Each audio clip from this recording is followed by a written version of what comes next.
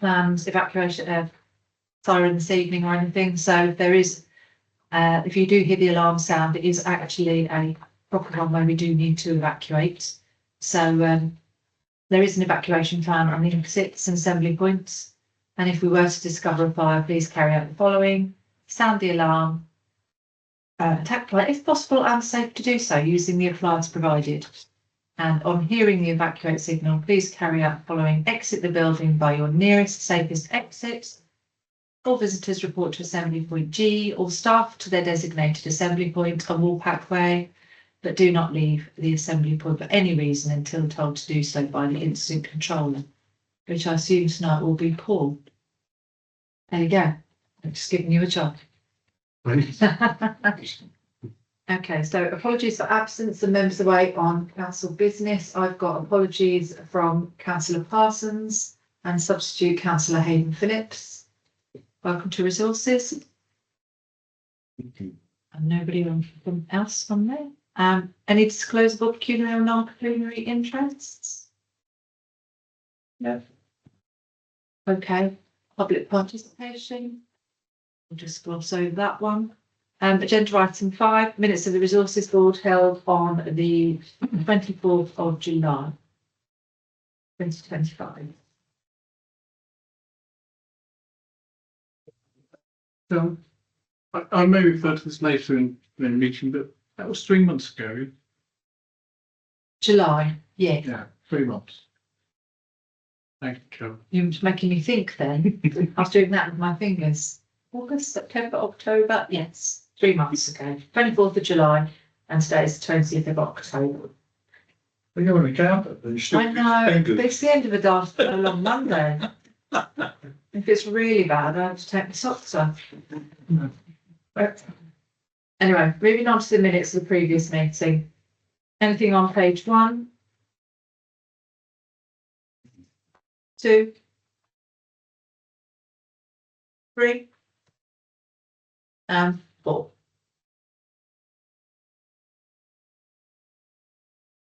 If everyone's happy with that, I'll propose those. Seconded by Councillor Amelia, thank you. All in favour? Please signing those and pass those as true of their record. Lovely. Moving on to agenda item 6, landlord service, handling complaints and antisocial behaviour. So our recommendation to the board tonight for us to do is that we note the report and that the revised policy attached in Appendix 1, that we look at that in terms of addressing complaints of antisocial behaviour relating to the council housing stock. So is there any questions on this or any points anyone wants to raise in relation to this report? Councillor Simpson. Thanks, Chairman. I think I've read most of what I've found in the report. Yeah, and genuinely, I think the definition of antisocial behaviour contained in the policing, in the antisocial behaviour crime and policing, is extremely good, and probably for good reason. But what I'm not clear is what is our working hypothesis. Because that may be what the Act says. But what are we looking at in terms of antisocial behaviour, and what are the elements that we are going to action? Because there's a lot of words in here, and I wasn't really clear at what point are we going to take action. And given all of this, I couldn't, I think, see a measure as to how we're going to make it better. So what are we going to do to improve the situation, and how do we measure performance between now and a year's time? Because we seem to have got various people saying it's not really good enough. They can't work out how we're measuring that and how we're going to know when it's better. Okay. I don't know whether or not you want to comment on that, Angela. I mean, I think on the first point, I do understand what Councillor Simpson said, because there's a lot of national consideration of these matters, and in the end, it's how we behave in North Warwickshire. And I think ultimately it will come down to somebody's tenancy agreement that they sign to say this is how they're going to behave in their tenancy. And if they don't behave in that way, then we take action to put that tenancy at risk. And it's a staged approach with regard to the tenancy. With obviously sometimes people don't realise that they are causing a nuisance, so we enlighten them about that and hope that they will stop. And if they don't, then we escalate. So I think in a nutshell, all of this will boil down to a contract between the council and the tenant and how we behave around that tenancy agreement on both sides.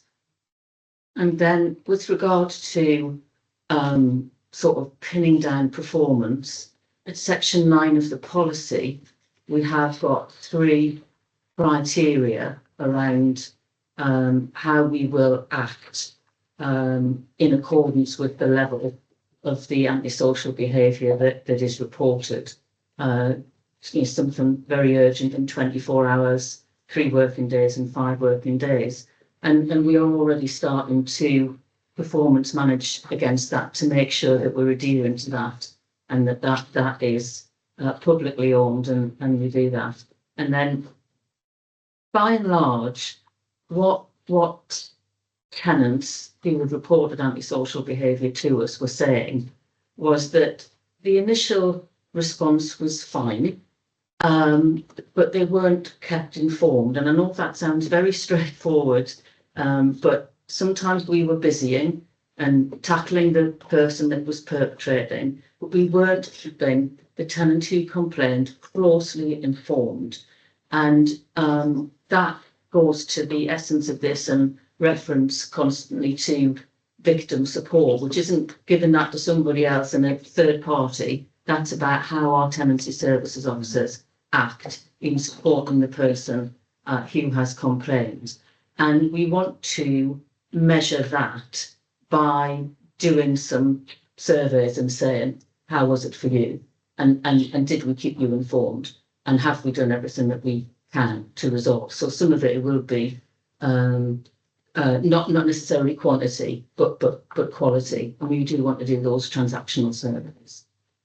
So can I just confirm with you, when you talk about in the tenancy, so this is as like number 7 in the report, Yes. point 7 in the report, conditions of the tenancy. So there are current terms. Yes. So that's quite clear there about do not act in a way which is likely to cause annoyance or disturbance. But some of those terms are subjective, aren't they? So when it's the complainant saying that they feel that somebody has acted in that way, what's our threshold, so in terms of how do we determine that? So when people are complaining, sometimes we may get vexatious complaints. Do we have a way of filtering those out? Secondly, if we are having someone who's having do we look for a pattern in the local area around property? It's not just one person.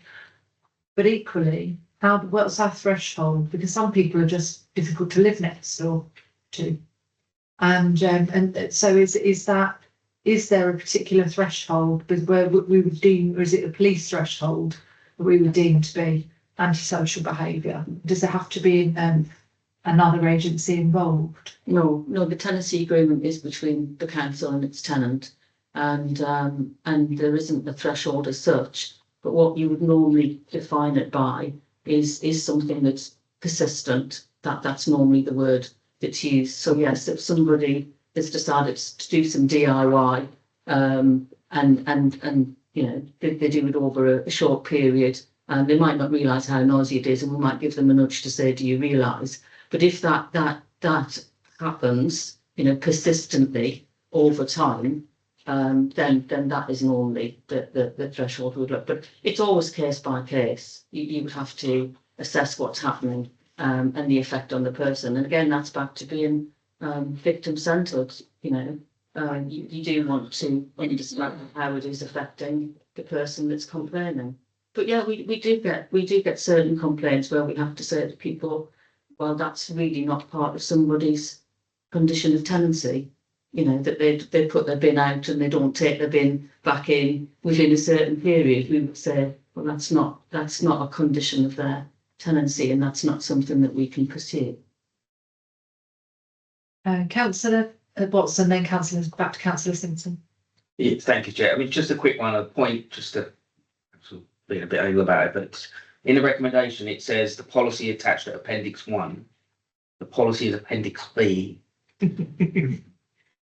Apologies for that. We'll change the recommendation. Thank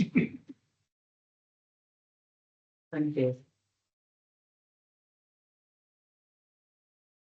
Okay. Councillor Simpson? Thanks, John. I'm just not sure this is going far enough. Because I don't think it's really just people not bringing their things back in. There's some pretty unpleasant things that happen.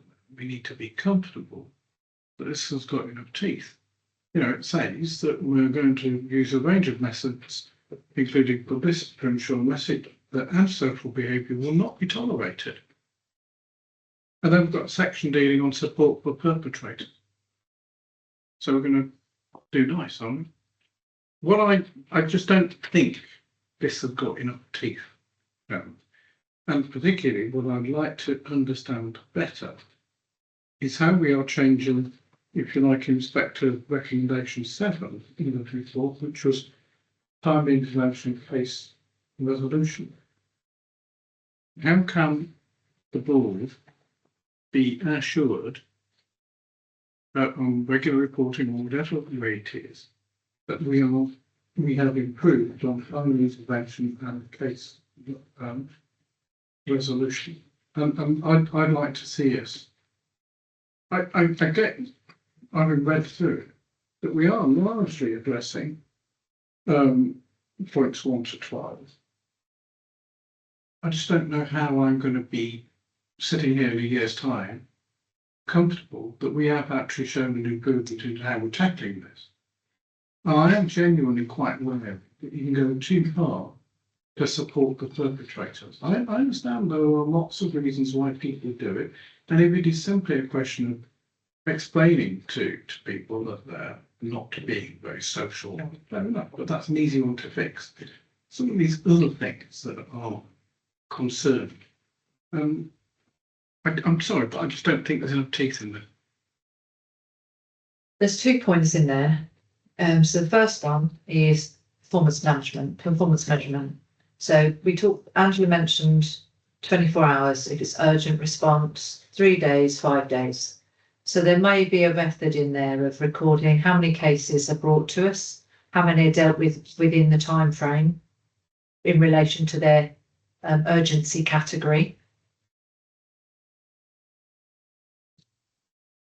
And so maybe we could compare last year to this year, how many cases and how many have been improved, you know, have we dealt with them more quickly, or have we got fewer cases, that kind of thing.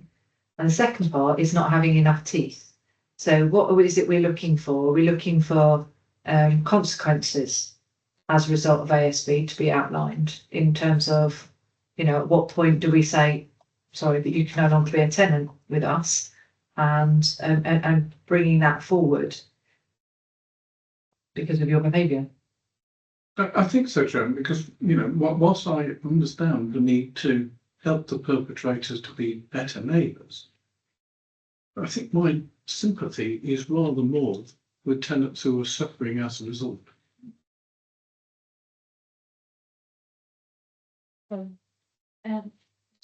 Thank you, Chair. So, whilst I understand what Councillor Simpson is saying, we do need to make sure that we are supporting the most vulnerable, because in my ward I had a really vulnerable household that was causing lots and lots of antisocial behaviour. There was lots of drugs, lots of partying, and they were actually victims themselves. They'd been cocooned into doing what they were doing, and there was lots of support that was needed to help them get back on the straight and narrow and away from people that were putting them into that situation. So we do need to make sure that the policy is there to support the most vulnerable. But yeah, I do understand what you're saying. But we do need to make sure we are still having the policy saying that we are supporting the most vulnerable perpetrators. Understand that? Councillor, sorry, Can you use the mic? Oh, sorry. Councillor Davey. If the disagreement is between someone that's in the private property and a council tenant property, how do you deal with that when they're not council tenants?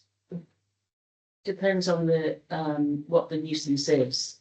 The police might be involved if the nuisance was the condition of the property, the private sector housing team might be involved, or environmental health. But yeah, it would depend on the type of nuisance really, what third parties would be involved.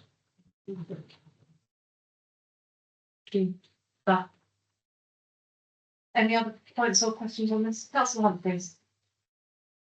There's an element of Groundhog Day here to the Senate. I was just looking at item 8 here, preventing antisocial behaviour.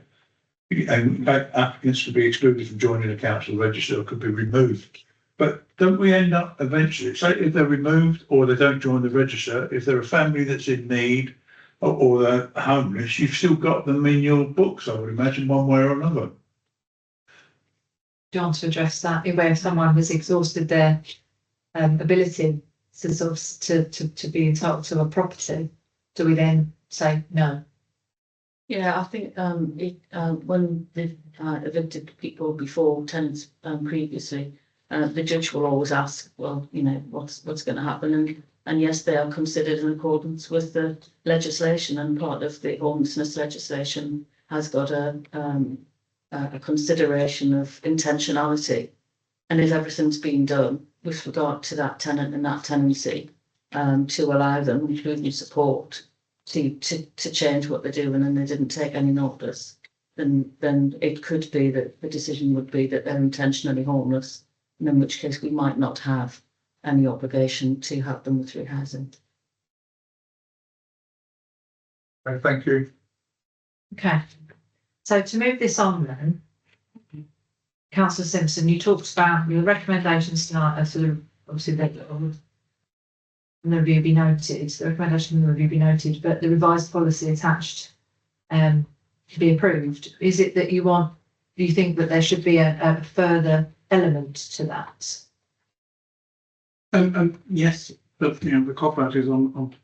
I don't know enough about this to know what that may be. It's just I genuinely don't feel there is enough in here. I think the other part, Chairman, I'm perfectly happy with the change to the recommendation, the further report identifying the complaints and how they've been resolved. They can be perfectly easily anonymised.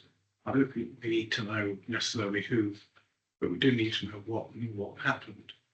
And I'd like to see how that has changed from previous year. So report back to board with an overview of complaints and their handling.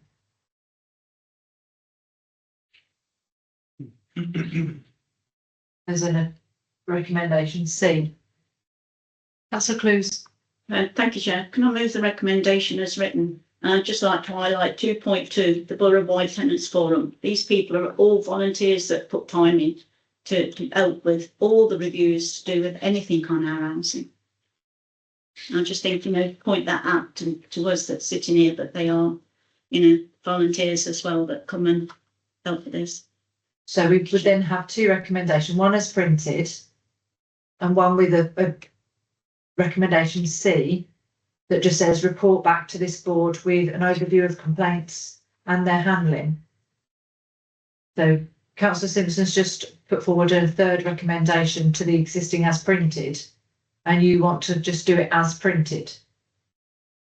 You want to move the recommendation as printed? Yes? You happy with that, Megan? I'm just clarifying. I'm happy with what's there, but I do want to understand how we're making it. What we're doing. You should have a report. With just that small recommendation and That, so you'd be happy to move it as printed with a point C just that says with a report back to board with an overview okay, Chair. of the, and I just, if we, you know, people want different things, I'm just trying to clarify whether or not that's doable. Yeah, whether or not that's doable. Okay, so we've got a proposal for the recommendation as printed, but with a point C with a report back to board with an overview. Is that all right? Do I have a second for that? Councillor Amelia, all in favour? Carried. Okay. Agenda item 7. So, housing revenue account development opportunities. So we've been talking about these garages in around and around the borough for some time. And this report recommends that there's a series of recommendations, A through E, that the garage sites listed in Appendix A are considered for developing in terms of housing and feasibility designs obtained, that the consideration is given to the future of the cleared garage site at Church Lane in Middleton, that the development options at section 6 of the report be considered, that when feasibility designs are available, they'll be discussed with local ward members, and then a further report will be made to this board to propose firm plans for the development options which set out which resource requirements are needed, including funding. Any points on this paper? Councillor Winston. Yeah, thank you, Chair. Obviously, I have a specific interest on the Middleton site. Andrew and I have spoken about this previously. One thing generally on the site, and I may have been going a bit insane, but I seem to recall that we were going to have a report on all of the garage sites across the whole borough some time ago with recommendations against each, and it just feels a bit piecemeal. And I don't know if that's the intent. It might be intentional to do it piecemeal, but it just feels because we've got more sites, and it might be. And the reason I'm raising the point is that we may want to take it as more of a holistic view, because we might say, all right, sell that one, develop that one, because it might form a bigger picture of our housing stock on where, and it might form our opinion on what we're going to do with a particular site based on another site nearby. And doing it piecemeal just feels a bit disjointed for me. Okay, thank you. Any other comments on this one? Councillor Singh. Yeah, I'm in favour of the Atherstone garages for development. What will the timeframe be for development?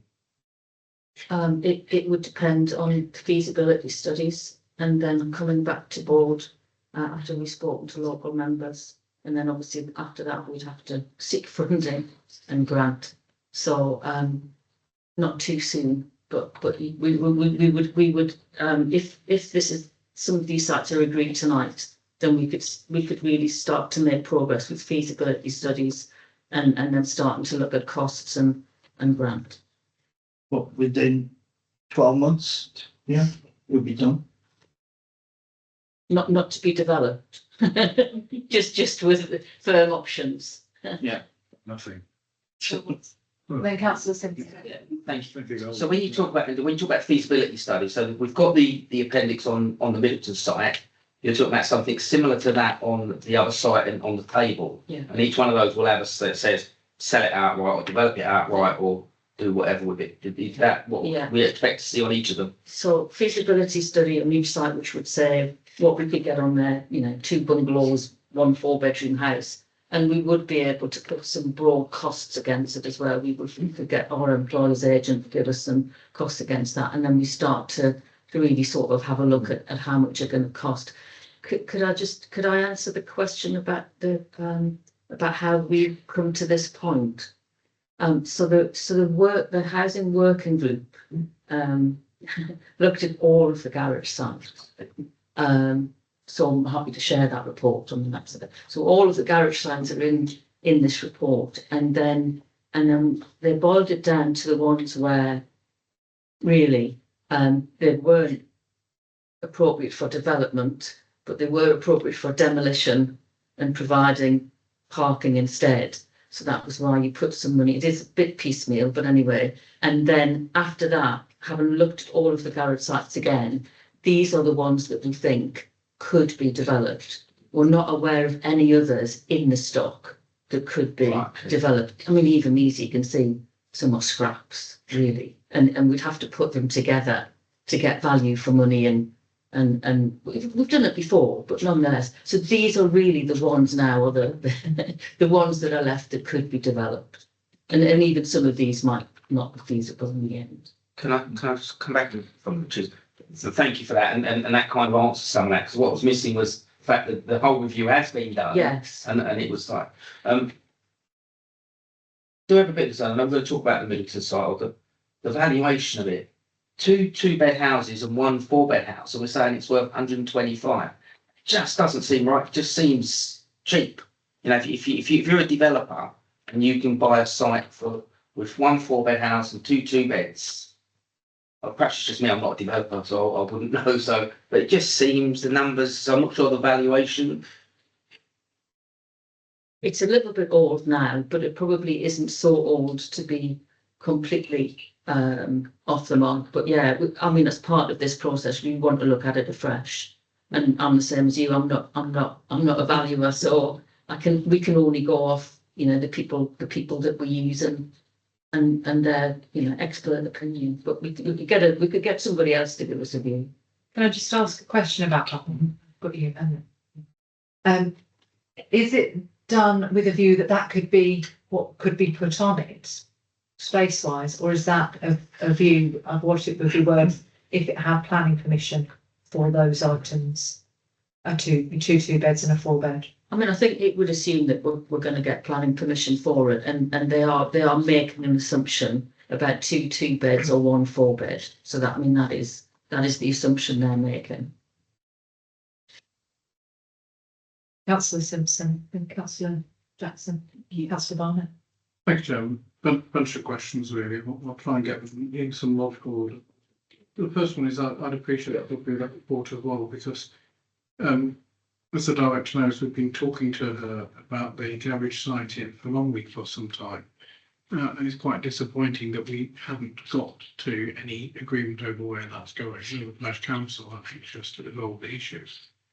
And certainly not, I think, necessarily something which is a development opportunity, but I'd really like to see some progress on that, because it's been floating around for a year or two, and I'm not sure whether it falls into the site for development or antisocial behaviour, but it's one of the two.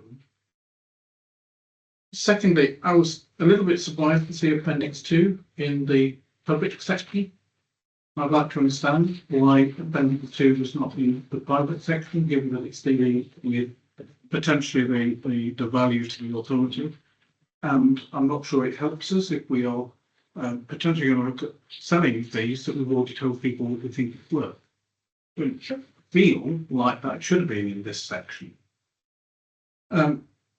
Thirdly, under other development opportunities in section 6.3, the report talks about the land, I think what used to be several millennia ago, allotment sites in Witherley or in Manchester. And you know, that we have been talking about since at least March 24. And on a previous meeting, we agreed that the report would come in a short space of time, and it hasn't happened. And here it's saying, well, it's proposed discussions continue until we receive a formal response for access from national holidays. Chairman, a quick way of doing that is to submit a planning application, and they will be consulted, and they will give us their answer as part of the consultation process.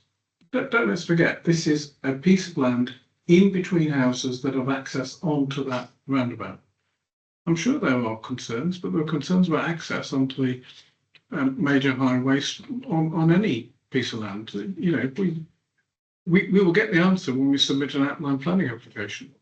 We can short circuit that. There's a response period of 8 weeks. We can have an answer in 8 weeks. So I would suggest we submit a planning application and get on with it. Okay, that's the one.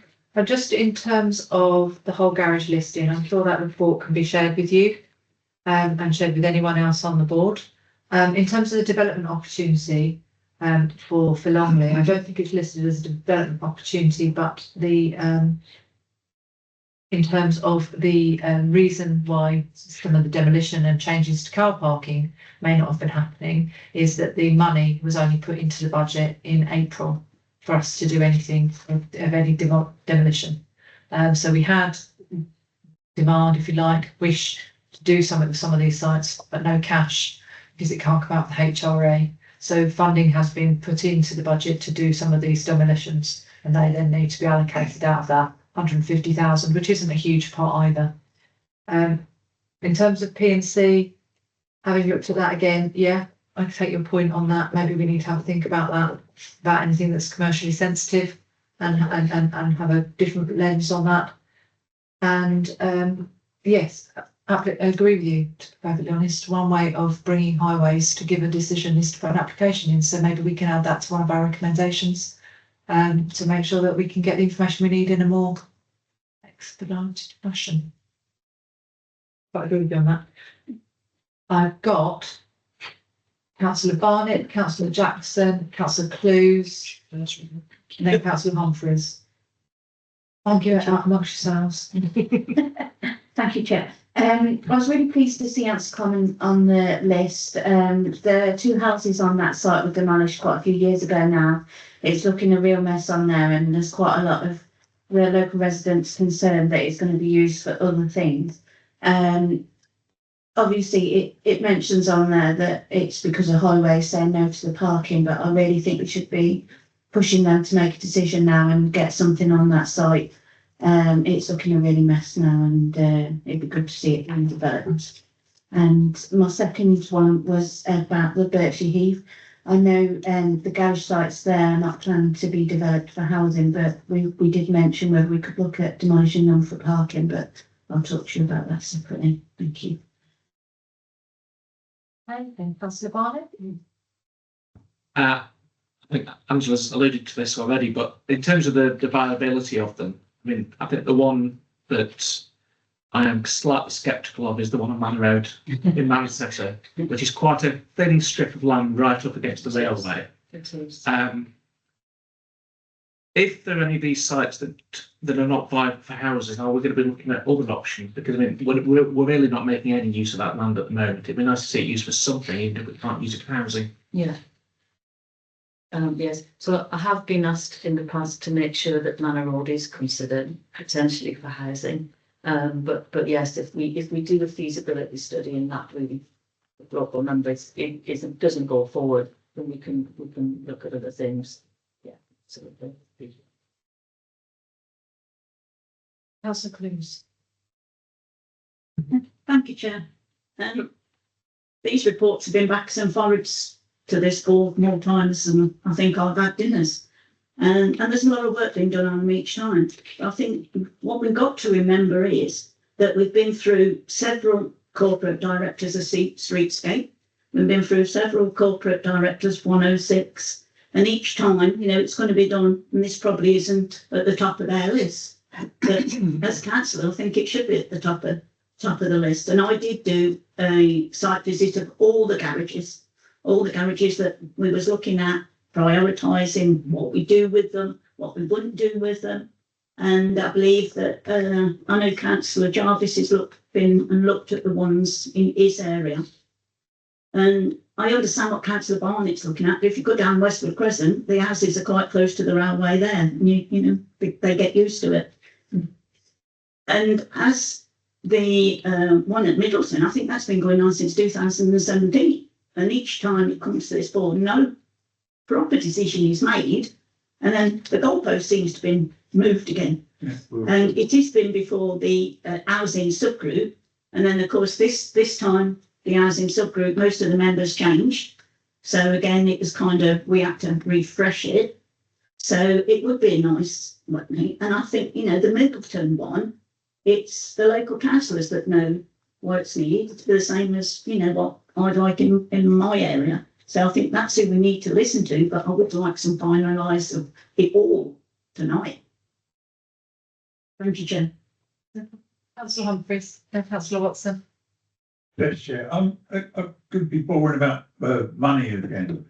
And I'm just going to put into, as an example, one of the residents in the village in Ostrey wanted to buy a piece of ground that his father had been renting for 50 years, which was attached to the house, and he offered 150,000. We then prevaricated, talked about what we would do, how it should be done, whether we would build it on ourselves, and the district valuer gave it a value of 215,000 for a 4-bedroom house in Ostrey. And I would say Middleton's probably a much more desirable place to put a 4-bedroom house, etc. So I worry about the costings, and I think we should look at it. But also I wonder if some of these sites might be better off selling on the open market to generate cash that could be put into making sure that some of these sites can come forward rather than worrying about where the money comes from. And I thought we've got a private housing company now of our own that must be in a position to borrow money to do some of this work. So I wonder where we should go with that. Otherwise, we're just going to report back in 6 months' time. I think our last meeting was in July. 12 weeks later, here we are, still talking about it. I know that we talked about Middleton at a meeting in January, and we're going to be having the same discussion in January again. It's too much prevarication. Thank you. Thank you. Yeah, I know we did talk about Middleton, we did put it on hold once more for this report, really. So we don't want to keep putting things on hold, but we were waiting for the piece of work that was being done at the very time that we were talking about it. So it seemed sensible to do that. But I agree with you, we do need to make some decisions. Sorry, Angela, you wanted to come in there? Just hoping that Paul supports coming, but these are housing revenue account sites. So they have to stay in the housing revenue account, and any funds that you get from selling them would be in the housing revenue account and not part of a local company. No, we're pretty clear on that. And the private housing company is not quite what you think that set up to be. So, Yeah, I was just going to say that it wouldn't be able to leverage any borrowing until quite some after it was set up, and that any borrowing would most likely be done through the council because the rates would be more considerably better. thank you. So, Councillor Watson. Yes, thank you, Chair. Can I just seek some clarification? Because point B says, and it picks up on Councillor Cluse's point about consideration given to the future of the cleared garage site at Church Lane, Middleton for floor plan. We've got the Appendix B, which gives us some options to chat. But what does that mean? I mean, does it mean, Andrew, you're going to come and talk to myself and Councillor Smith as the two local members about what to do? I'm just not sure. The recommendation says give consideration, and this board, okay, we're going to give consideration. But what does that mean? Does it mean we're going to make a decision? So I wasn't sure what you was expecting out of that recommendation. So out of all of the sites, because some of the considerations are old now, I was going to appoint an architect to do some feasibility studies, and then an employer's agent to give us some general costs about how much it would be for us to build, and really have a fresh look at that and the valuations. Okay. Sorry, apologise to the board for making a misstep for including the information about Middleton. It's just that because we have spoken about that site so many times, I just thought it would be useful to have those considerations in there again. But I suppose, yes, up to the board, up to local members, but my view is that we should, if these are the sites you want to look at for development, we should look at them afresh and come back to it. That bit would be quite quickly, as a councillor think, sort of saying how quickly an architect would be interested in giving those feasibilities. We can get some costs, and we can quite quickly come back and make some informed decisions. I just didn't want to do any of that without local members thinking, well, that just won't work there. Your knowledge is better than mine on a local site. That definitely won't. But if these are the sites that we're going to look at, which has been to the housing working group, we can quickly build this up now into more information. I think so. As long as we have the conversation before decisions made in it, because depending on what that architect says and depending on what the development looks like, will influence the decision. Thank you. And in those other development opportunities, we've been and looked at some areas where with members of the council in places like Coleshill, where they're not garages now, but they're just empty areas and actually becoming a bit wastelandy. So that, not that that's a word. But so we can look at some of those things. But to move this on, one of the things I was going to suggest, obviously, sorry, Councillor Cruz wants to come back. I was just going to suggest that for option B, the recommendation B, that the consideration be given to the future of cleared garage site Church Lane, Middleton, because that one has been a bit of a hot potato bouncing backwards and forwards, whether or not we look at expediting that feasibility study, maybe looking at getting planning permission for that site and the valuation of what that site would be.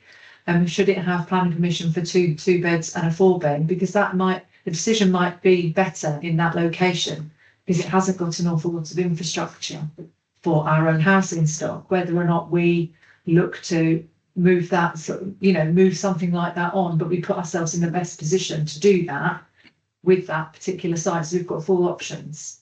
And I think that might be a sensible option for that particular site.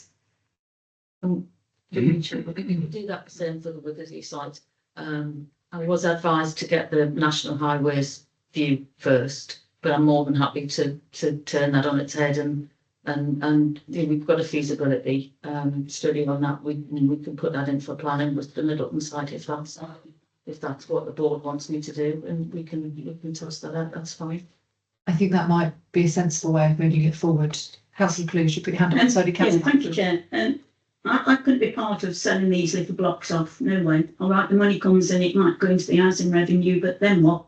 We need to build on our housing stock. We had an onerous strategy that was brought to the housing subgroup, and on that we said we're short of single units. And bungalows are like gold dust. It's like a waiting list for somebody, and then to get the bungalow. And I went to a conference on Wednesday where it said local authorities need to be ambitious. I mean, some of those authorities have got over 100 people in temporary accommodation. We don't want to go down that line, and mainly it was because they'd not built up their housing stock or couldn't build up their housing stock. If we got the opportunity to do it, I think we need to take it. Thank you, Chair. Yeah, just in response to that, it isn't about looking to sell all of the sites, it's that some strategically might have better options so that we can build in other areas where the need is either greater or more appropriate. I think it's the balance of options that we're looking for there, particularly. Councillor Humphreys. Yeah, thank you, Chair. I just wanted to get back to when we talked about private. First of all, I didn't understand that the garages were part of the housing. I thought they were always a separate entity. But we've got this private company building houses. So would it be reporting through to this, not building houses, because I don't think it's built any yet. But could it report back either to this board or wherever to see the progress? Because I don't see that we've built any houses or have got the wherewithal to do that at the moment. I just wonder what the progress is, or is it just a company in name? Thank you. Just for clarification, there isn't a housing company. We have talked about starting a housing company as an authority, but there are different methods of achieving our aims with the setup that we already have without having to have a separate legal entity. So, is that correct? Yes. Yes, Yes. Yeah, I'm not sure if Councillor was referring to the County Council as a Warwickshire Property Development Group. They do have a. No, I thought we were going to start one. We was going to, but we just talked about it again. Yes. We have one meeting, one voice, please. Anyone else put their hands up? Councillor Simpson. Sorry, Chair, can you clarify what it is the recommendation is going to be? Well, I put in there, as a conclusion from the chair, that the recommendations A through E are as printed, with the exception to recommendation B, that the consideration is given to the future of the cleared garage site at Church Lane, Middleton, where we look at expediting the valuation of that site, because comments have been raised about the valuation of that site in the report. And by doing so, because there's a plan for feasibility for two beds and a 4-bed, whether or not we should apply for planning permission and therefore look at what the valuation would be to have that got planning permission, rather than just as is printed. And I think the officer mentioned we could put the Witherley site into that same category and consider getting planning consent. And I'm broadly happy with all that. The only thing I'd like to see is a date when this will be put back to us. What is, well, in terms of these, so you've said quite a lot of feasibility is available. You've got people are ready to do this. So what's reasonable? We'll have to get some quotes for the feasibility. Sometimes architects do them at risk. It's not often the case, but it depends. So we need to get some quotes. And then I'm really sorry, I'm not really sure when the next resources board is. Is it the end of January? We can have one before that if there's a reason that it would hold up. We could do that. We could have an additional meeting if it would hold up any progress, so that we've not, a whole year since the Middleton decision. Well, first of December. 1st of December. In time for Christmas. That's only really a month. Yeah, that's only- in a month. No. In terms of getting quotes, You get quotes, but you won't. so we could have a plan. The 26th of January is the one after. And the 26th, so the 26th of January. Yeah, 26th of January is our next one out. We've got 1st of December, but that's too soon. So 26th of Jan. So the choice is 1 month or 3 months. Well, we've just been told that we won't be done in a month, so we've got to give time to get the work done. Otherwise, we'll just be moaning that the report isn't complete. So we need to give time for the report to be done, and for the quotes to be got, and the plans to be done, haven't we? Yeah. Oh, can solve all the world's wars without any damage and translate. Well, let him contact the other. I know that we probably won't be doing, yes, he'll probably do a sketch. So, okay, so we've got recommendations A through E. We've amended B. We've added that in. You asked for a timeline, so that's 26th of January. Do I have a proposal for that, or shall I move that through the chair? Thank you, Keith. I've got a proposer, Councillor Barnett, seconder, Councillor Singh, all in favour. Thank you, that's carried. Moving on to agenda item 8, which is our internal audit progress report. So the one that everyone looks forward to. So welcome. So tonight we have the internal audit progress report, and the recommendation to the board tonight is that we note this report. So do you want to take us through any of parts of this report? Yeah, I can do. Thank you, Chair. If I draw your attention straight away to page 45 in your papers, which is the audit dashboard. If we take the top left plan progress chart there, you can see that we're about 39% either complete or fieldwork complete on audits presently. There's been quite a few sort of wound up or brought to a near end recently. Hence it's just one single one, which is a 4% single still underway. There's 32% of the plan has been reallocated to auditors now, so they can start scoping and making contact with officers in the first instance to commencing audits from the plan. And it's 25%, which is essentially 4 to 4 audits, which we're not looking to allocate for the next few months. Moving across to the right, jobs completed in period. There's just a single job completed in this period, which I'll come on to in a few minutes. That was a limited assurance rating piece of work. Customer satisfaction, since CMAP's officially taken over on the 1st of April, joined the partnership, as in the authority joined the partnership, we've had a single customer satisfaction survey back, which has come back as good. So we're currently 100% good. Nothing more, nothing less in respect to that. Going down. Completed. Yes, yeah. Thank you, of course, yeah. Going down to the recommendation charts, if we go bottom left, that shows the recommendations, movement during the period. 11 recommendations have been made in this period, namely those from the key financial control audit, the limited one that I've just referenced. But 26 recommendations have been closed. So that's quite a good sign, because it shows that more recommendations are being closed than made. So there is, movement in a positive direction there. Moving across to the middle chart, recommendations open. The 7 recommendations which are action due across the various ratings there. 20 delayed action due, and that's where a revised action date has been reached, and we're waiting for a revised comment from the officer in question. Now, further to that, we've had updates to one of the audits, thank you, business continuity audit. We've had late updates to 9 of those recommendations to give us an updated comment, which is within the covering report at 3.3 to 3.5 there. And that's got a revised date at the end of March 26, which again shows that there's positive movement on that, and action is being taken to address those recommendations. Moving back to the chart, there's 23 delayed future action recommendations and 16 future. which we don't really dwell on too much, because obviously if a revised date's been agreed and they're ongoing in being implemented, then that's absolutely fine. Moving over to the chart on the right-hand side, that gives you an indication for how long past the original action date overdue recommendations are. So there's 17 there, which is 3 months over the date, 15, 3 months to 6 months, 7, which is up to 12 months, and 11 recommendations, which is 12 months over the original implementation date. I think the thing to say is there's no low risk recommendations over 12 months, which is a good sign.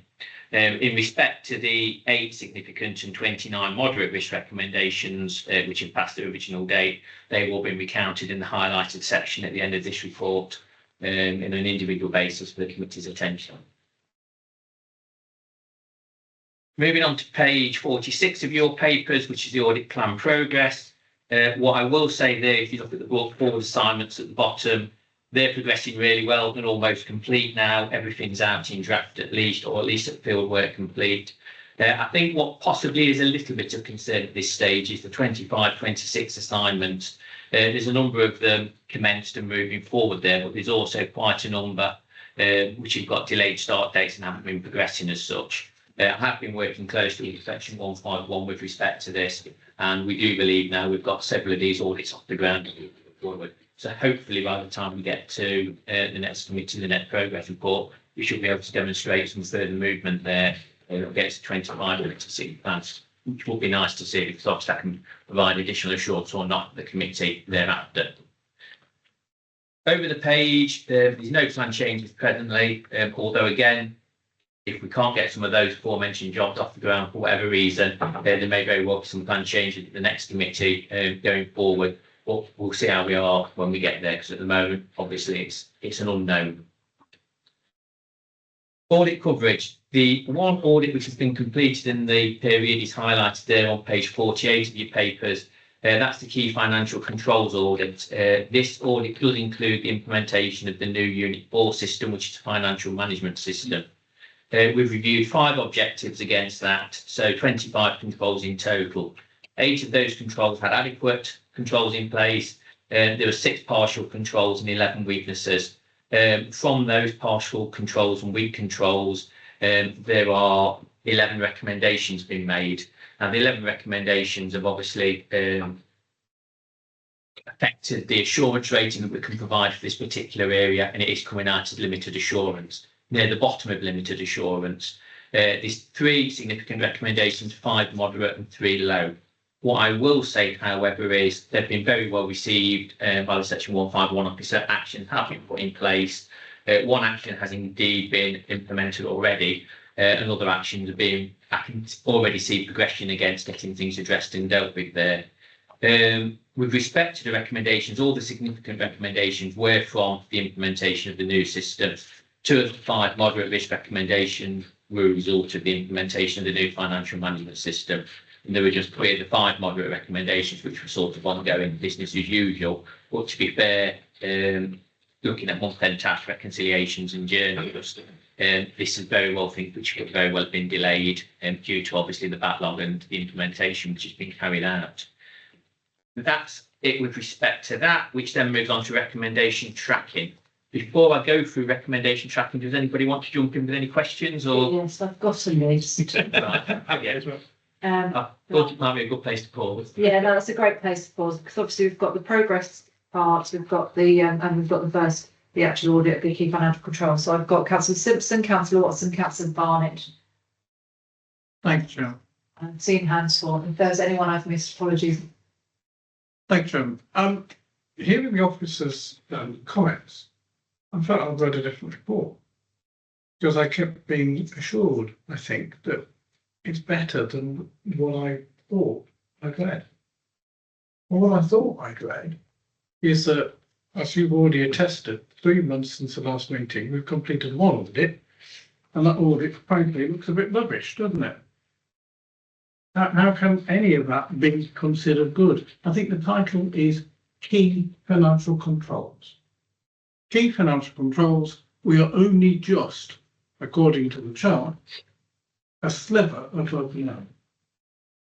It's all very well saying it's going to get better, but it's a bit rubbish. you know, of the 25 controls evaluated, only 8 were considered adequate. I'm not sure how I can interpret that, other than it's a bit rubbish, isn't it?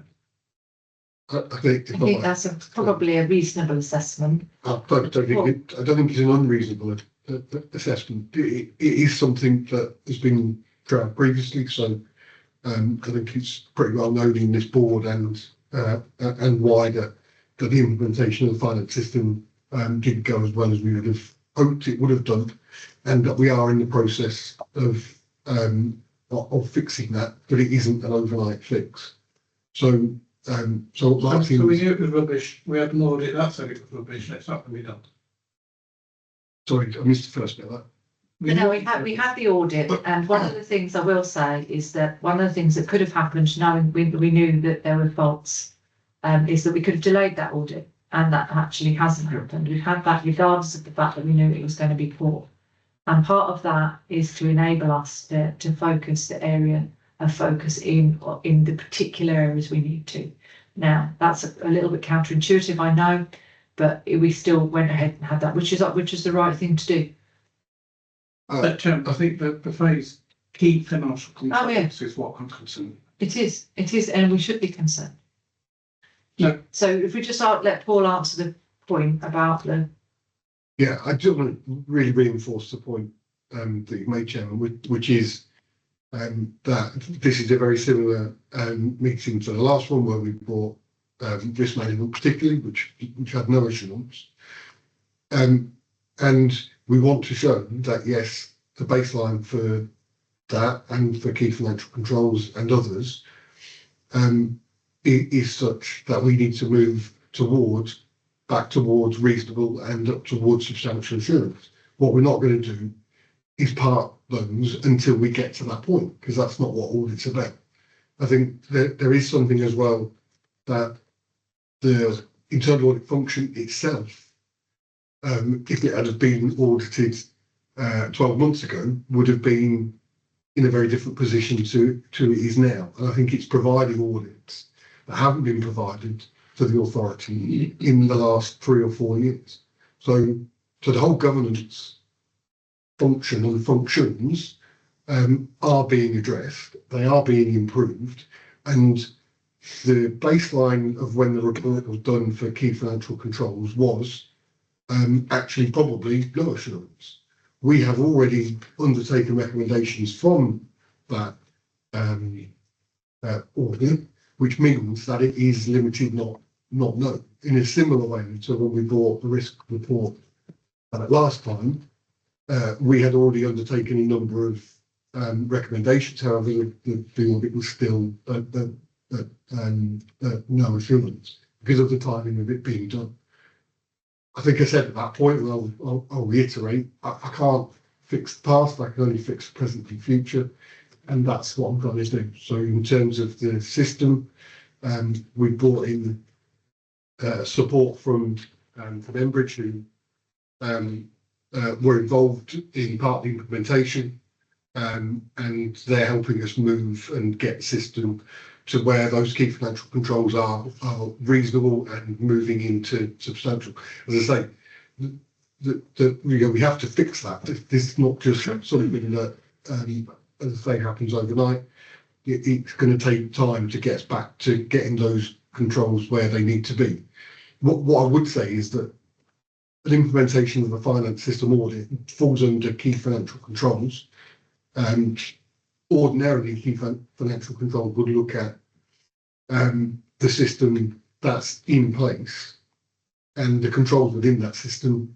This is looking mostly at the implementation because that's what's been done in this period. What I'd expect when it's done next year, controls is now an audit, is that those controls will be back to reasonable because it'll be looking at the system, not the implementation of the system. So, Joe, my concern here is how do I look my constituents in the face and tell them they're incompetent? Because none of that is telling me that I can have competence. You know, if I look back 3 months ago, maybe I was being a bit too hopeful. But I thought 3 months ago, 3 months, that we'd be looking at improvements. In that 3 months, what I think we're being told is we've done one audit in 3 months. We've been planning some others, but we've done one. And the one that we got came out with only just limited assurance. We've moved some of the recommendations on the others, but still a bunch outstanding. And again, it seems to be jam tomorrow. When will we get the toast to go with the jam? When will this be comfortable? Because at the minute, I'm rather than being more assured than I was 3 months ago, honestly, I'm less assured. One of the things that we would perhaps need to also have a look at is, so the comment about we've done one audit, the key financial controls one on the new system implementation. That's done. It hasn't come out brilliantly. We've got lots of learnings. It's the time frame, I think, between, you know, the list of recommendations that we have and them actually being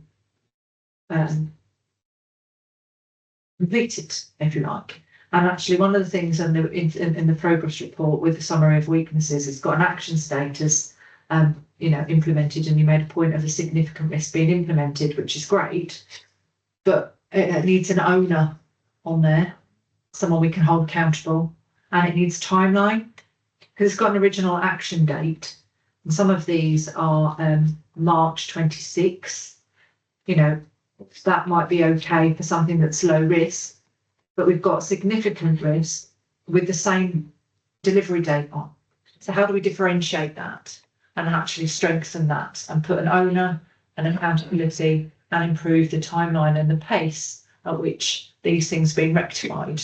That's what we need to look at here. And I think that's what we need to target differently to give the assurance that people are looking for, because this isn't giving it at the moment. And I think that's really clear. So those are two things I would say in response to that, because we can't excuse it. We have to be able to explain it and say what we're going to do about it. The second part for me is, were there other audits that should have happened in that period that didn't and were delayed? And if there are, what were they? Who should have done them? What should they have been on? You know, because we've got recommendations that are long-standing, we've got recommendations that are dragging on, and actually one of the things I would like to see is perhaps an offshoot, maybe a task and finish that met in 4 weeks' time, that sat down with those department heads and said, right, what we're doing, because this just isn't good enough, and we can't keep coming to board with. I understand why this is what it is, actually, this particular one, because we've actually got it there to look at. What I'm more concerned about in some respects is what we've not got there to look at, and where it hasn't been a through process because people are not providing information and they're not submitting themselves, however painful it is, to seam up, to go through what they should or shouldn't be doing, to suffer the pain, if you like, of sitting there with a very limited assurance audit report. So they're the concerns for me, not necessarily what I can see, it's what I can't at the moment. And that's how I would like to see that progress. So we'll come back to that because I've got Councillor Watson and then Councillor Barnett who want to come in. Yeah, thank you, Chair. I was going to make a very similar point because I share the same concerns as Councillor Simpson around the fact that, you know, on key financial controls, we are just bordering on the no, which effectively says we have no financial controls. But picking up on Councillor Simmons's comment, I'd expect to see a difference in date. I mean, I know I come from this crazy private sector world where we just get stuff done and we move things quicker than 5 months when it's a key financial risk. But I'd expect your key financial risks to be done now. You know, actually, let's crack on with it. Let's fix them. Let's have a plan to do that, rather than them all be March of next year. It just doesn't feel, from an audit perspective, that culturally it's going, oh, that's really important. Let's get on with it. Through you, Chair, most of them are year-end matters because it's the system, and most of those issues will be resolved at or around year-end as we go through the close down process. So that's why those dates are there. With hindsight, some of them could and should be different dates. But some of the lower ones you would bring forward because they're the easy ones to do, whereas the significant risks around reconciliations will need a full year to be able to show that they're completed and correct. But we will revisit those. I think one of the other reflections, having been through and looked at the outstanding recommendations, is that often we will put in a recommendation with a date that was never achievable in the first place. And I think what we're trying, or certainly I'm trying to do, is be realistic about that first time and get it right first time. So rather than have a delayed action, which we've got on a number of audits, because when I looked at it and went, yeah, I said I was going to have that done by September, honestly, that was never going to be achieved. You've got to be realistic at the first point when we're putting in dates to do these and then achieve those dates. Can I just come back on that? So Yeah, Chair, yeah, and that's great. It's good that it might be just worth saying it's a year-end number that we can't get until year-end, till we've got a full year, so that we've got that assurance we can answer those questions. Because when you see significant risk and it's not March, March next year, are we still having challenges from getting our people, to respond to their audit questions so that we can be audited? Yes. I've had several meetings with Paul with respect to this to try and G things along. It was one of the things the chair mentioned a few moments ago with respect to audit completion and delayed with audit completion. I, in fact, obviously just brought it to the committee's attention with respect to the 25-26 jobs, saying that we are behind where I would expect to be this time of the year. So we are actively trying to chase that down and hold officers to account and get in to actually do the audits. At a recent meeting that we've had in the last couple of weeks, we've agreed to get half a dozen audits that have been delayed off the ground and started. I can confirm the auditor has now got in there and got dates to start and has commenced some of those pieces of work. But you're quite right in saying, yes, they have been delayed. We have not been able to conclude those pieces of work, or I say conclude them, even get them started and get them moving. It's not a quick fix. It does take time to actually get in there and to get the audits up and running. Obviously, this is CMAP's first year with respect to doing the full audit plan at North Warwickshire. So we're still currently working through that to try and build those relations and trying to get things moving with respect to that. Okay, so I've got a few things, but I just wanted to just say here in terms of maybe the narrative then, because where we've got this one, if we just look at recommendation 6, reconciliations, bank and cash, yes, you'll have a full year and you want to demonstrate you've got a full year of that. But what we want to be demonstrating as well is that the monthly processing of that has commenced, and we could satisfy some of that with some narrative in that comment box there, an owner, date, narrative that would really help us understand a little bit more. I think that's some of the bits that is missing there in terms of some of the information we're getting back from officers, not necessarily CMAP, but actually from our own team. And the other part of that was we've mentioned just briefly about having a task and finish. Maybe we need to bring up this. We've got some of the right forums to bring those things up. What do you need from us so that we can ensure that the priorities are given, and we share those, and we put the right amount of pressure behind some of those initiatives. I think that's the right word, and actually expectation setting. I think we need to help you with that so that we get out of it what we need. So I'm happy to hold a task and finish on that and invite those people who aren't delivering to time to come and explain to me and a panel from this group about why they can't do that. And I'm happy to do that. And that maybe is an action out of this to move that along, to give it some weight. And I think that would be important. Sorry, Councillor Gilmore, I've got Councillor Watson, Councillor Gilmore and Councillor Barnett. Thank you. I, like Councillor Watson, on the dark side of the private sector. I too am an auditor, but I specialise in systems and compliance.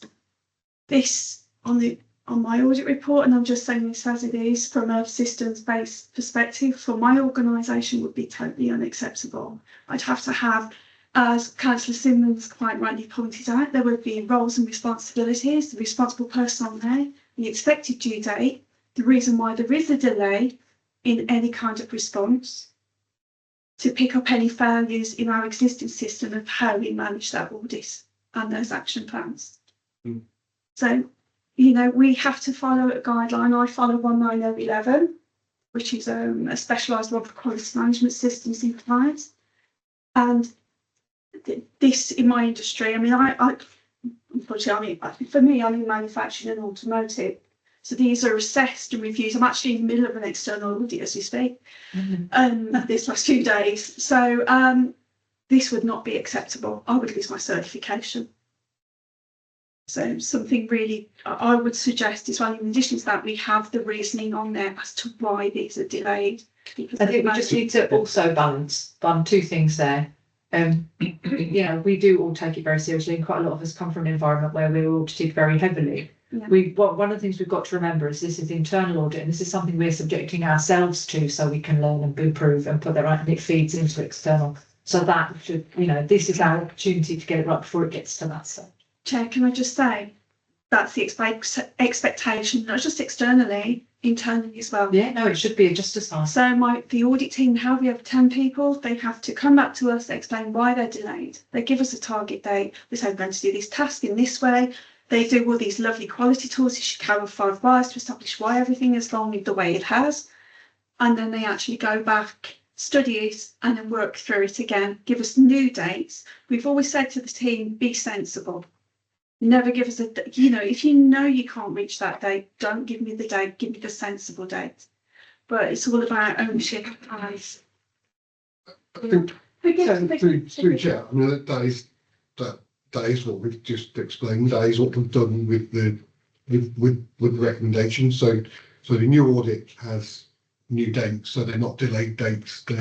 They're the first set of dates that have been put through. I think one of the things that Martin and I take away is, so we do, for all audits, we do management responses, and those management responses. I think the thing to say, this isn't the audit report. No. This is the executive summary, which has been presented to this committee of the overview of the audit. With respect to the individual audit report, yes, we've got the management responses, we've got the accountable officer. Basically, everything that you look at in the highlighted recommendation section appears against each one of those 11 recommendations within that report. Now, until the original action date is reached, we don't bring that level of information, that level of detail to this committee, because the officers have agreed that they will have the issue resolved and the recommendation implemented by the said day that we've presented in the progress report in the executive summary. If they fail to meet that date, then yes, we provide the full details of the recommended action, what they've agreed to do, what their response is, what the revised date is. So everything that you say is in there. That's not been reached with respect to this audit yet. This has been presented to this committee for the very first time, the very first summary for what's actually been concluded. But behind this, there's a 20+ page audit report, which Paul got a full copy of, which gives the full detail beneath each one of those recommendations, gives a full half page to a page, couple of pages in some, explanation as to what the issues are, what needs to be addressed, how he needs to go about it, which is what he's responded to. Now, that level of detail is not normally what will come to a committee at this stage. No, it isn't required. So we are I'm in a very different set of circumstances than I am used to. I am not used to having limited assurance, no assurance, 3 years disclaimed. All of these things are alien to me too.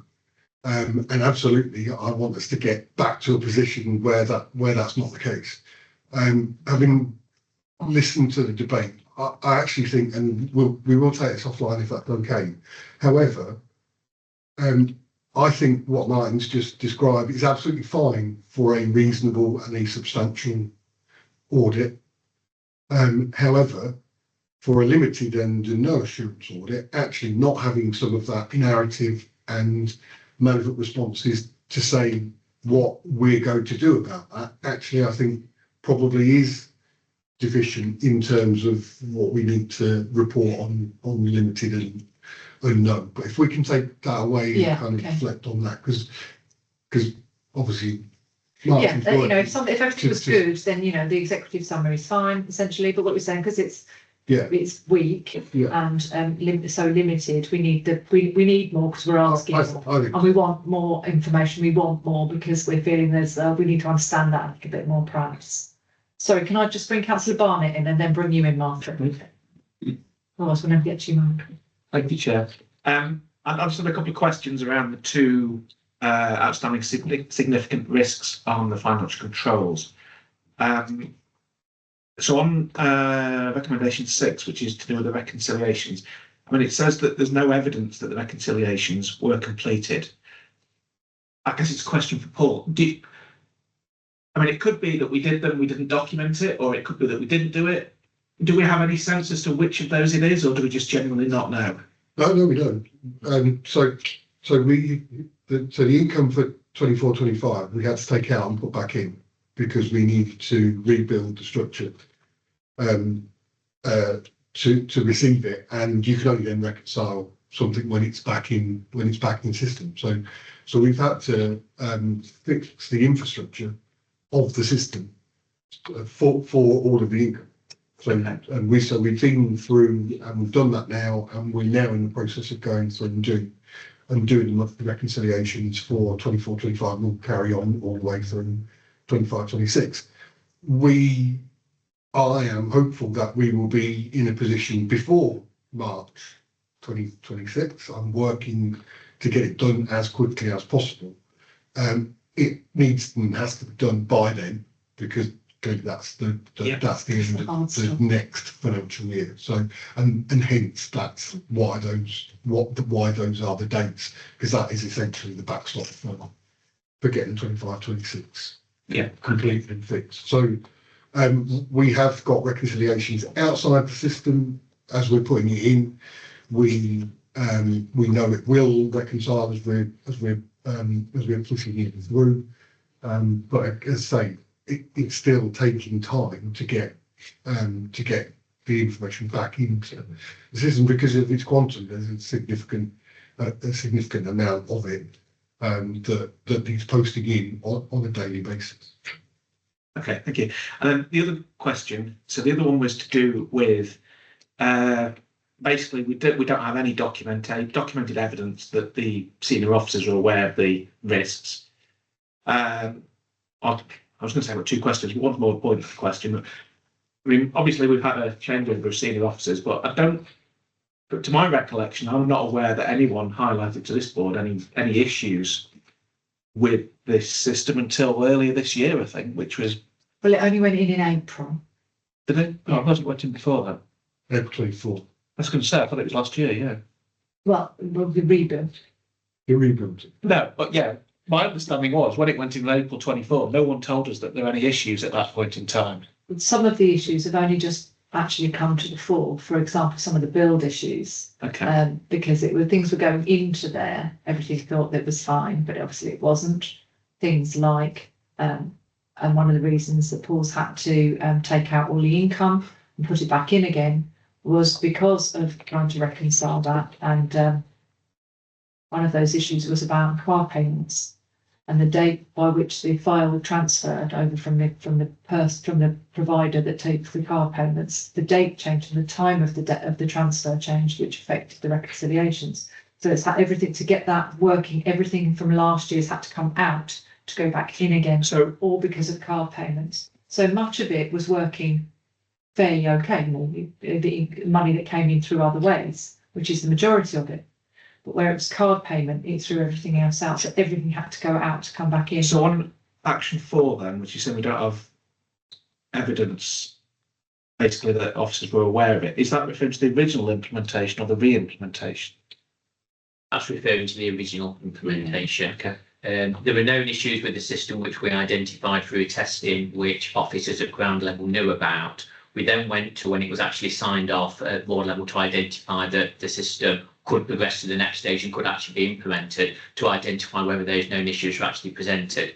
We couldn't find any minutes for that particular committee in those particular meetings to confirm that anything had been discussed. All we could find was a document to state that it had been signed off and gone forward. So we've got no assurance whatsoever that these known issues were known and fed up through were actually delivered at the time. So back to my original point, we weren't told either. No, because at the time, I think it's probably fair to say that the system implementation should have been finance led, and it wasn't finance led. It was led by IT, and and with all the best will in the world, it didn't have the right people with the right skill set, perhaps. I would say that I've been involved with implementations of finance systems which were finance led, and they've equally had problems. You need both sides involved. You need balance, I think you need the right people So I think for the different parts. if I'm like, Chair,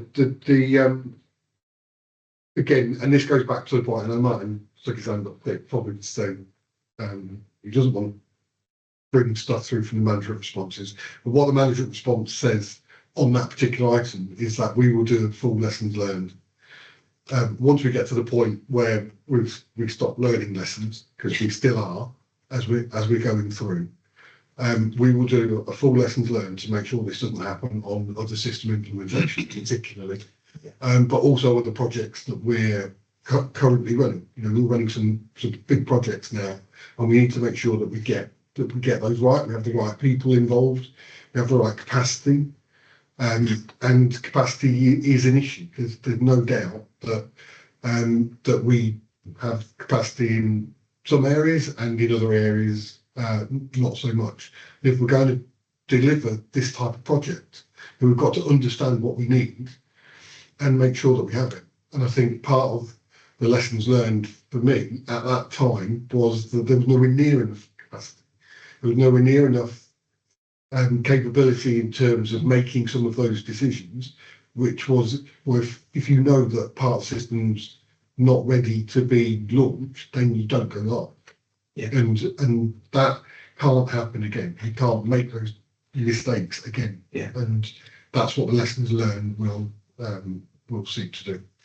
I haven't actually got to my question, but you might have answered it there. That what I was going to say is that basically the recommendation states that, you know, we haven't got any documentary evidence that the officers were aware of this.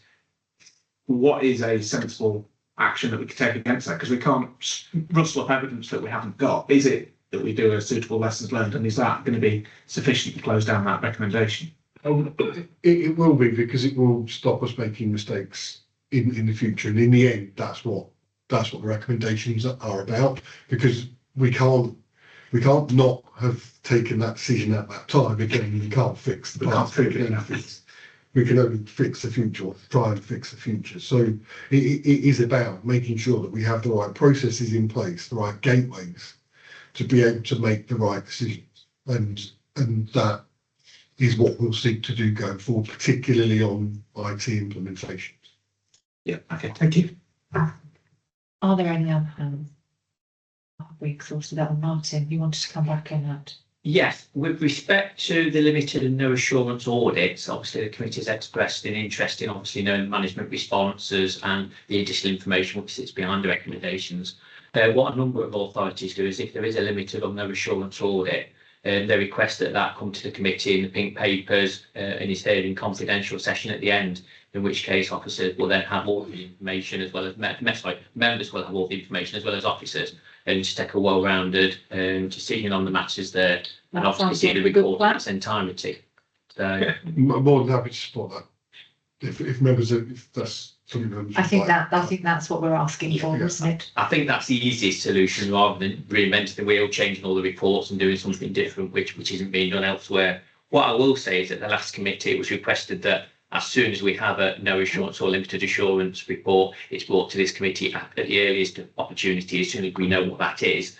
That's obviously happened this time, but so obviously it's going that next step further than that, to sort of obviously present the report at that point. And no, and it has been flagged. It has been flagged by Paul as well as soon as it happened to me. So yeah, that was important, and we have to reflect that, you know, yeah, that's been listened to, because it was asked for by this board. Councillor Simpson. Thank you, Chairman. I'm assured a little bit that you were told, but when did that report, when's that report available?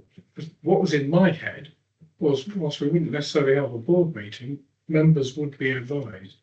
And I'm not sure how much worse we could have done on that one. Through the Was- chairman, I Spoken mentioned about. that at the last committee. I mentioned this report at the last meeting. And I do have one other point, Chairman, if I can. I'm pretty sure at the last committee, I talked about the fact there were some elements of this report which were quite sensitive. And I'm pretty sure the answer is that we'd review it, and some sections may not appear in the public papers. They still are in the public papers. But then can we have a review then? We've just talked about management responses being in P&C. Maybe we need to have a review of the report and make a decision when we receive the report about what's P&C and what's not. And maybe we need to have a look at that and we'll take that offline. Yeah, we'll do that. Can I just ask Councillor which section is it particular that you fit? Maybe you might want to advise that after. Yeah, that's If I highlight that one, no. In fact, Right, okay. And that was the one I raised last time. okay, so we've got a recommendation that we know the report. We obviously understand a little bit more about that at the moment. I still think we need to, not necessarily about this particular report, because we have the officer here who's about, had his screening. But where there are opportunities to get people around the table and to say, why isn't this being done? And why isn't that? Why is this taking 12 months? Why is this taking 12 weeks? Why is this have to be delayed? Because fundamentally, we're paying CMA to provide resource at particular book times, and where resource has to then be found again, that doesn't look good on our part either, to not fulfil our part of the audit cycle. Councillor Watson. Yeah, thank you, Chair. I'm not sure if you was going to cover off anything else, but I did want to just mention it in the report. If you look at the recommendation tracking, it worries me, and I raised it last time, business continuity and disaster recovery.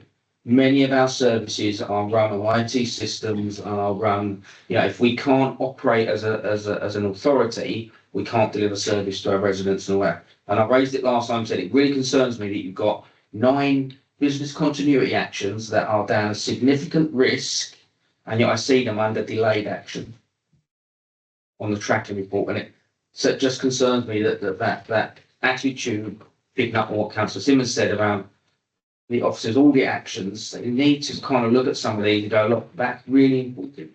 Because if we can't operate as an authority, we can't collect cash, we can't deliver services. And it just worries me. Thank you, Chair. Absolutely.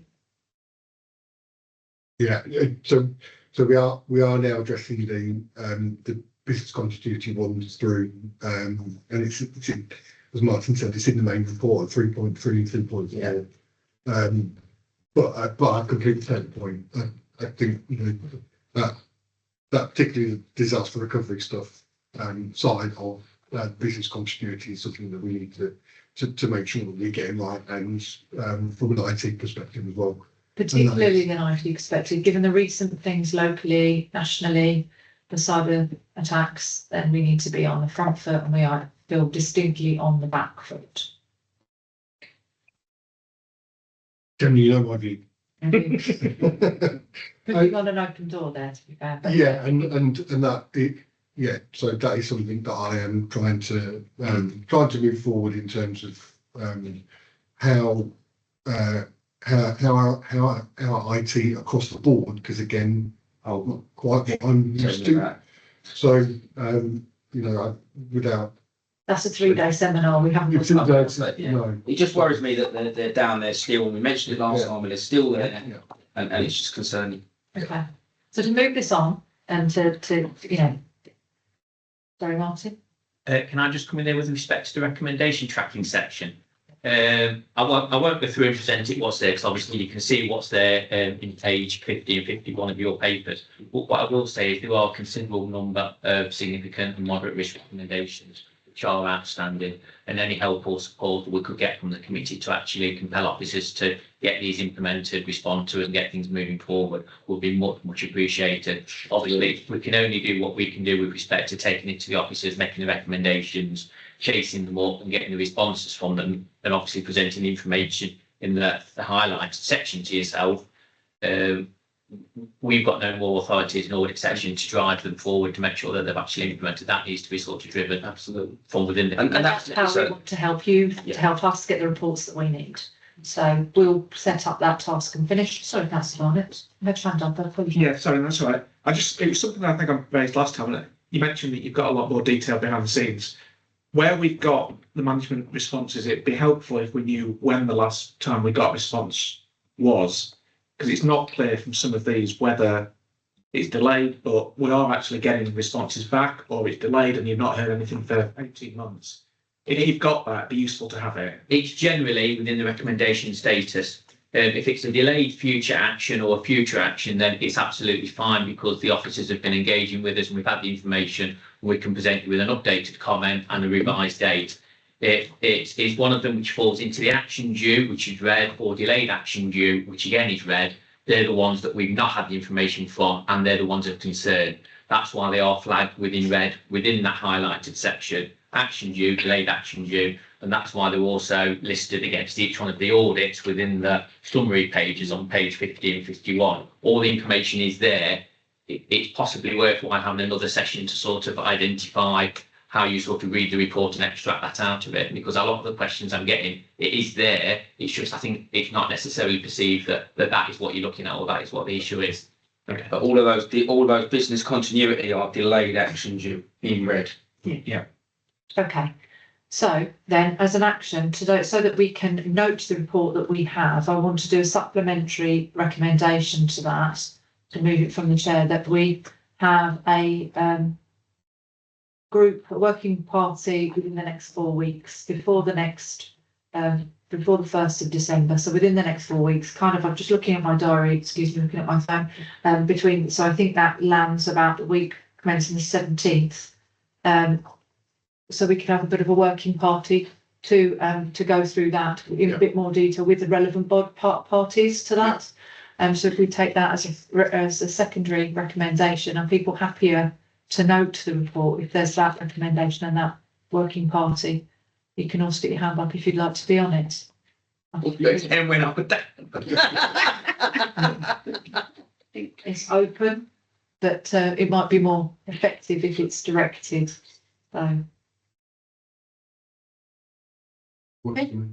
So that's my recommendation from that. That's I propose that from the chair. I've got a. So I'm happy with what you're saying. I'm still coming comfortable with noting. Okay. Even though it's such a dreadful position. Just say that loud. If it's not accepting that it's okay, I don't think any of us are sitting here saying that. Just to be really clear, that there's noting is saying this is the report we have and this is the action we're going to take. It isn't saying any of us, when we put our hand up, think that it's okay to have a limited assurance audit report. I just want to be really clear about that. I think with the additional recommendations, and I'm happy to say. Thank you, Councillor Watson. All in favour? That is carried, thank you. And those that want to be on that group, please, Ms. Deany. And I will arrange that. Thank you. Right, I think that's the agenda. Good one. Nine. Oh, okay. You're one You're not in after me, yeah. I have anything after that, hang on a minute. Yes, see that internal charter report. Ah, yes, sorry, because it's a CMAP, yes. Not that. Here we are. Agenda item 9. North Warwickshire Borough Council CMAP internal audit to charter report. Okay, so this is another noting of a report, but a much slimmed down report than the previous one. Martin and Paul. Chairman, can I, an apology, yes, because it's in my report. The recommendation should be that it's approved, the charter report's approved, not muted. Oh, okay. Change that, I think. Is Yeah, no, that's fine. Yeah, that's what I was going to ask you. Yeah, I thought it was red. Yeah, so the charter is our recommendation this evening, board, is that we approve the charter. Any questions on that? Councillor Simpson. So what are we doing and approving? We're proving to carry on, aren't we? Noted. No, we're in it, but what are we? No, just. Well, these are the ways of working, aren't they? Mm. This is how we're going to operate and work Let me with present CMAP. it and then. So we're approving our ways of working with CMAP. Yeah. So that's their charter with us and how we're going to work together. The role. So it's the service level. You could say that. Sort of. Say that. Ish. Yeah. Right. Global hopefully all should become clear. The global internal audit standards require approval of the internal audit charter and mandate. The standards say that the highest level, the highest body charged with governance in an organisation should approve the charter, which outlines what audit work will be undertaken, what our commitments are to the authority, and what the authority commitments are essentially to us. The North Warwickshire Borough Council, the Resources Board, is the highest body charged with that, hence why it's coming to this particular body for approval. The Internal Audit Charter is a formal document that defines internal audit's purpose, authority and responsibility. CMAP review its charter on an annual basis and take this to each one of the partners, audit committees and or resources board for approval. The CMAP operational group approved the charter for the partnership back in June 25, 4th of June 25. The purpose of the charter is to set out the function of internal auditing, to demonstrate our commitment to adhering to the global internal audit standards, which, if you recall, I presented to the board at the last committee, identify our mandate, which is the legal scope for us actually undertaking the internal audit service and what legislation is in place with respect to that, and to set out the organisational position and reporting relationships. The mandate for the provision of internal audit services is found in two places of legislation for local authorities. The Section 151 Act of the Local Government Act 1972 and the Accounts and Audit Regulations 2015. Moving on to the actual document itself, I'm not going to repeat myself or go into any further detail there, but on page 75 of your paper, you can see the role of internal audits identified there. And then we've got at the bottom there the commitment to adhering to the global internal audit standards within the UK public sector, which is one of the things that we're charged to do by our governing body. The authority and audit mandate, which gives the full details there of the Section 151 of the Government Act and how that ties in with the local authority's constitution.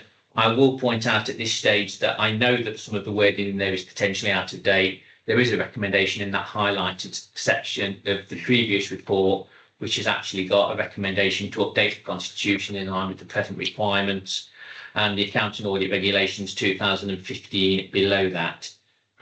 Moving over to page 78 of your papers, we've got the independence and objectivity of the service which CMAP provide and how that is actually delivered there.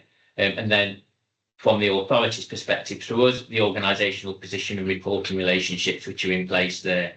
The charter and the mandate together identifies the commitment and what we are required to get authorised by the respective partners on an annual basis. So the body charged with governance within the organisation are fully aware of our requirements and the commitments of the authority to internal audit as well, which, to be fair, I think ties in a lot with what's been said in the aforementioned report, with having the task group and making sure audits are progressed and pushed forward and are undertaken, and recommendations subsequently taken seriously and actioned, controls are put in place and implemented. So it is literally just a case to authorise that document to state that you are fully au fait with it, you understand where it comes from, what's in there, why it's in there, and in effect accepting the position and what we're saying with respect to what we'll deliver and what the authority will deliver to ourselves. That's a Simpson. Again, very happy with what I've heard. What concerns me is how far does it go? Because the conversation we've just had implies that we're not delivering our side of this agreement. In particular, the final paragraph on page 6 of 10 on 77, which says obtain assistance from the lesser for the person of the council, as well as other specialised services within or without the council in order to complete the engagement. I quite agree, and that's why we've put the group in place to ensure that we can fulfil our responsibilities to make sure that the governance and accountability is in the right place. Because at the minute, I don't honestly think we're showing ourselves in a very good light here. It's fine to have an internal audit and to deliver the steering. If we're not doing it, We've got to bring our stuff to the table as well. Under the new global internal audit standards, which have only just come into effect for this financial year, there is actually an additional section to it, Domain 3, which actually states that when we have our 5-year assessment with respect to ensuring that we are performing and operating effectively and in line with the standards, that each one of the authorities which we deliver services for are holding their part and are delivering that.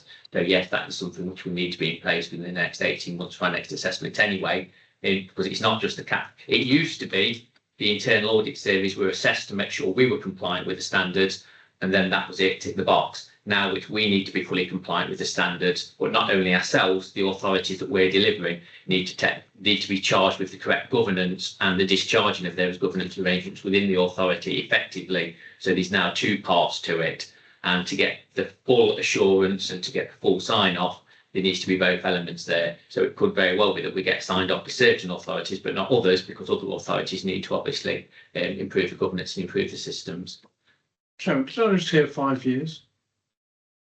5-year assessment? You did, yes. The assessment of internal audit, our assessment of ourselves when we are scrutinised and we are reviewed by the standards, takes place every 5 years. There are annual internal reviews of that where we have to self-assess ourselves and report that to the respective boards and committees. However, the actual full external assessment takes place every 5 years. I'd love to be here to hear that report, Chairman, and I think the government has other plans for it. Thank you. Okay, so I'm happy to propose that from the chair. Does anyone, do I have a second? Councillor Gilmore, thank you very much. All in favour? It's unanimous, thank you very much. And good evening. And is it?